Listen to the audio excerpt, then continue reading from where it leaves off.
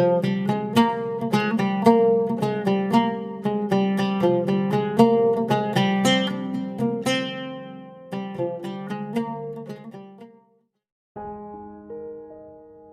datang di channel Ayo Ngaji. Sebelum Anda mendengarkan, ada baiknya tenangkan perasaan Anda dan nyamankan posisi tubuh Anda. Jangan lupa disertai juga dengan mengucapkan basmalah. Selamat mendengarkan. Dalam surat An-Nisa ayat 3 kira-kira dan kurang lebihnya artinya, maka nikahilah perempuan yang kamu senangi 2, 3 atau 4. Ketika kamu tidak merasa tidak bisa berlaku adil, maka cukup 1. Nah, artinya ini Buya, kalau saya pikir ayat ini larangan Allah yang sangat tersembunyi, khususnya untuk umat Islam dilarang berpoligami. Karena manusia tidak ada yang berlaku adil. Ayat ini tegas sekali. Kalau merasa tidak bisa berlaku adil, maka cukup 1. Nah, sementara sekarang banyak sekali yang berpoligami. Ini bagaimana menurut pandangan Buya ayat ini? Apakah masih relevan umat Islam ini berpoligami atau mesti dikaji ulang? Mohon maaf kalau kata wassalamualaikum warahmatullahi wabarakatuh. Waalaikumsalam. Kalimatnya memang iya menggunakan fiil amar. Fankihu, nikahilah ma tabalakum minan nisa, perempuan yang cocok buat masna 2, wa thulatha 3, au ruba' 4. Masna wa dan 2 berapa? Wa dan thulatha 3 6 sama 4 berapa? Wa ruba' 4 8. Berarti bukan au kan, wa kan ya. Ya, jadi bukan 4 dong. 22 33 44, 22 4 33 6 10 44, jadi 18 kan gitu guyon. Ini ingin saya jelaskan bahwa fankihu itu bukan perintah Tuhan. Itu kalau di i'rab ya, fankihu itu namanya jawab syartin, jawab syarat dari kalimat jumlah syartiyah, conditional sentences, kata conditional sentences, kalimat bersyarat. Apabila, nah awalnya kan begitu. Wa in khiftum alla tuqsitu fil yatama, kalau kamu khawatir tidak bisa ngurusin anak yatim, menyantuni anak yatim, maka nikahilah. Jadi menikahi perempuan itu dalam rangka ngurusin anak yatim. Berarti yang dikawini siapa? Khusus parawan maning siraku. Itu bersalah. Ini namanya mengambil kesempatan dalam kesempitan. Jadi pesan utamanya adalah bukan suruh kawin, nggak ada urusan tuh. Ya, pesan utamanya adalah menyantuni anak yatim, jangan sampai mereka terlantar. Kanjeng Nabi ini waktu kecil jadi anak yatim. Dalam kandungan bapaknya meninggal, masih kecil ibunya meninggal, genap jadi yatim piatu. Ikut sama kakeknya mati, ikut sama pamannya nyuruh dia menggembala kambing, cari makan sendiri dari kecil. anak miskin menderita, makanya pesan tentang yatim itu luar biasa karena Nabi yang mengalami sendiri. Bahkan menjadi tolok ukur kebenaran agama seseorang dilihat sejauh mana dia menyantuni anak yatim. Kalau tidak, agamanya bohong. Mudah itu. Jadi wa in khiftum alla tuqsitu fil yatama, namanya jumlah syartiyah, syarat. Fankihu ma taba lakum minan nisa'i matna wa thulatha wa ruba'a, namanya jawab syartin. Apabila kamu mau menghadap Buya Sakur kan gitu, maka pakailah baju lengan panjang. Biasa di pondok kan begitu. Kalau saya nggak bebas ya. Contoh aja. Dan jangan lupa pakai peci. Saya nyuruh kamu pakai celana baju panjang nggak? Enggak. Ini mah kalau kamu mau ketemu. Kalau enggak ya enggak dong. Kalau kamu punya kepedulian sama anak yatim, silakan kawini ibunya. Kalau nggak punya ya udah nggak masalah. Enggak. Itu satu. Jadi fangkih itu bukan fi'il amar, bukan bagaimana menyuruh, tapi jawab syartin. Ya. Idza turidu ziyarat Syekhika Abdul Syakur Yasin falbas ya al-kam tawil wa tarbush. Apabila engkau ingin menghadap Buya, pakai baju lengan panjang dan pakai topi. Saya tidak nyuruh kamu pakai topi itu, enggak. Ini mah kalau mau ketemu, kalau enggak. Kalau kamu tidak peduli sama anak yatim, udah nggak ada urusan. Lah kenapa hubungannya anak yatim kok ngawini ibunya? Loh, ini kita belajar antropologi dulu sebentar, Bung, biar paham. Dulu itu waktu Nabi masih hidup, belum ada negara, belum ada kerajaan, masih nomaden, tinggalnya di tenda-tenda, lantainya masih tanah, makan ceboknya pakai batu. Paham nggak?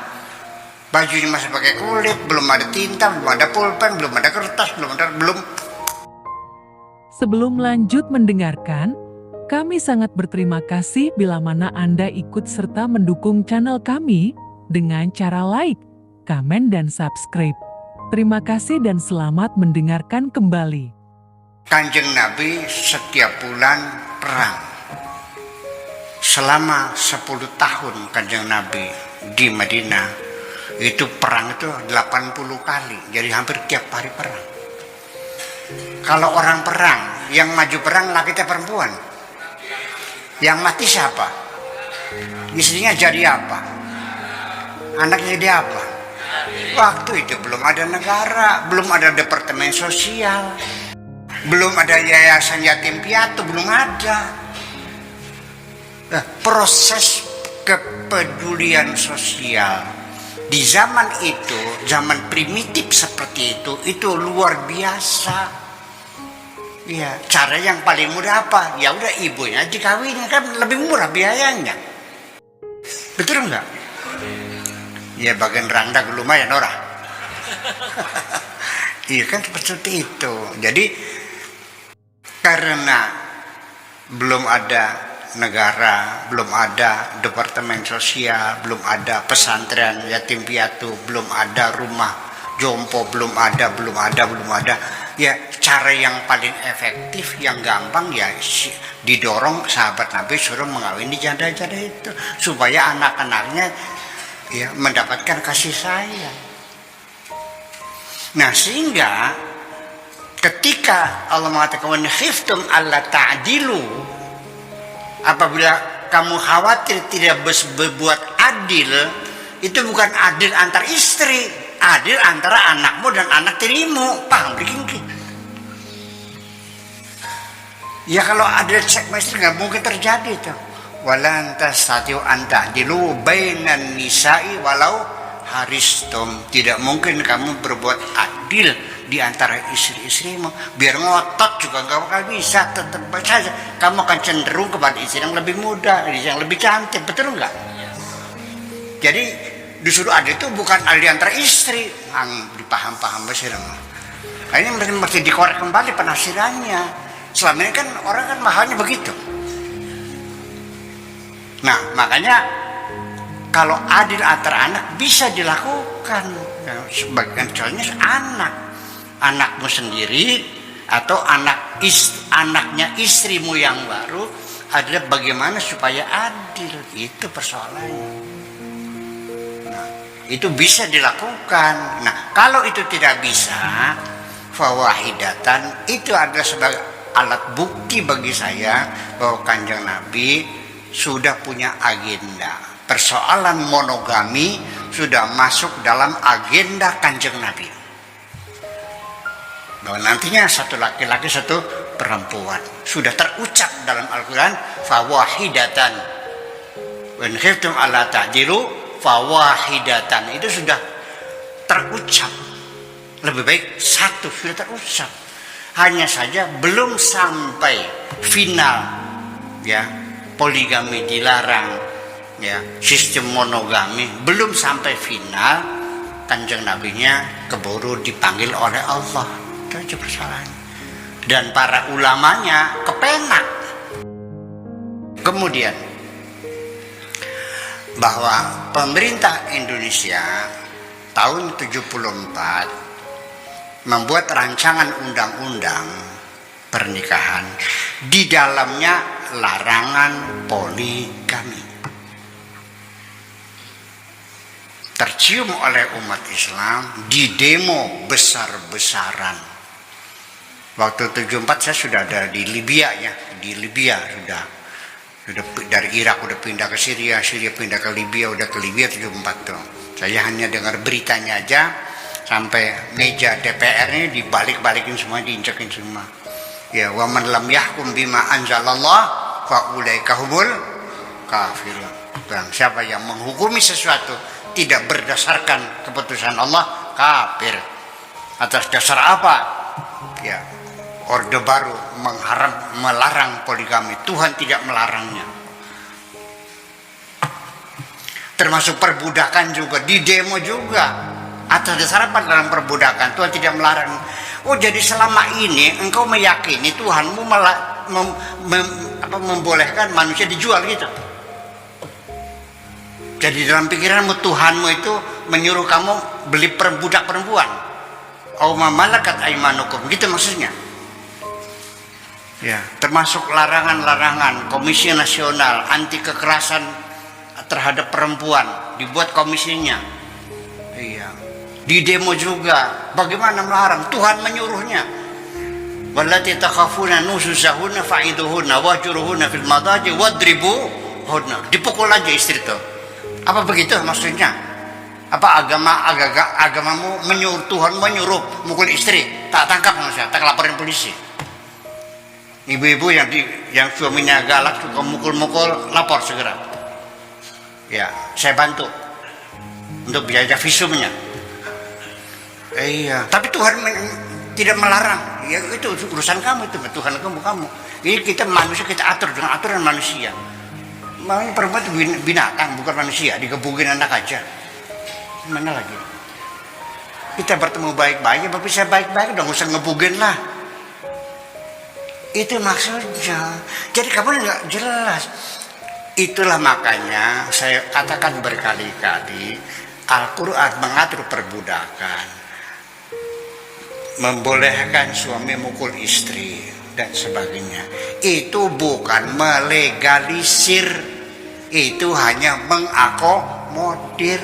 Itu tradisi itu terjadi di lapangan sehari-hari, sekedar mengatur saja daripada tidak diatur. Namanya mengakomodir, bukan melegalisir. Perbudakan ada, diatur, bukan melegalisir. Paham nggak? Ngerti nggak maksudnya? Islam mengatur perbudakan itu bukan melegalisir, tapi mengakomodir. Sholatnya kalau budak perempuan auratnya kayak laki-laki dari pusar sampai lutut, tetenya kelihatan, nggak apa-apa kalau budak perempuan. Itu bukan berarti agama Islam menisahkan manusia ada manusia sebagai budak, sebagai binatang, separuh harganya, kan seperti itu. Itu bukan melegalisir, namanya mengakomodir, itu aja persoalannya. Jadi ya susah ya sampai sekarang. Sebelum lanjut mendengarkan, kami sangat berterima kasih bila mana Anda ikut serta mendukung channel kami dengan cara like, komen, dan subscribe. Terima kasih dan selamat mendengarkan kembali. Saya sebagai ketua perkumpulan ulama Subang, Indramayu, Cirebon, 3 kabupaten, namanya Nahjul Marom. Setiap bulan kita ketemu membahas fikih, membahas hukum-hukum dengan para ulama di sini. Masih ada yang meyakini perbudakan itu boleh. Abraham Lincoln itu gak sah membubarkan perbudakan itu. Islam tidak melarang perbudakan. Masih ngotot, masih. Paham nggak? Nah itulah persoalannya. Ya udah, masa saya bertengkar? Ya udah. Jadi boleh, ya boleh, ya udah silakan, silakan berangkat mau beli budak silakan. Nih semua keputusan pemerintah secara syariat harus kita taati. Ini syariat, paham nggak? Tadi bilang kan, ati Allah, wa ati Rasul, wa ulil amri minkum, kan artinya begitu. Jadi ya ini undang-undang kita hormati gitu. Jadi jangan kamu mengatakan Allah tidak melarang saya mukul istri karena Allah mengatakan wadribuhunna sih. Ya tertampak dengan ini kita siranya. Gitu. Jadi artinya di sini kita perlu dijelaskan berulang-ulang karena masih banyak orang yang nggak paham. Paham nggak? Ya. Saya lanjutkan lagi.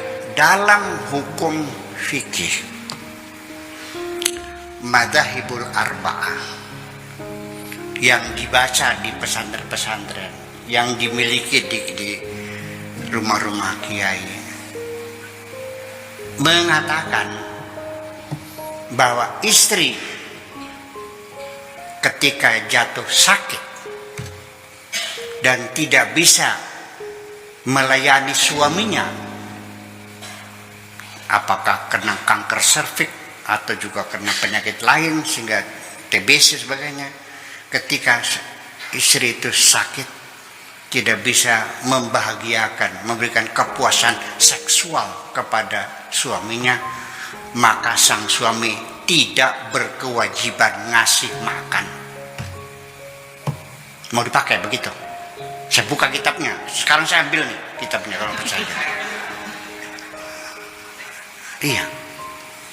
Sampai kalaupun mati tidak berkewajiban suami membelikan kain kafan. Bayangkan. Fikih seperti itu mau dipakai sekarang. Mau dipakai.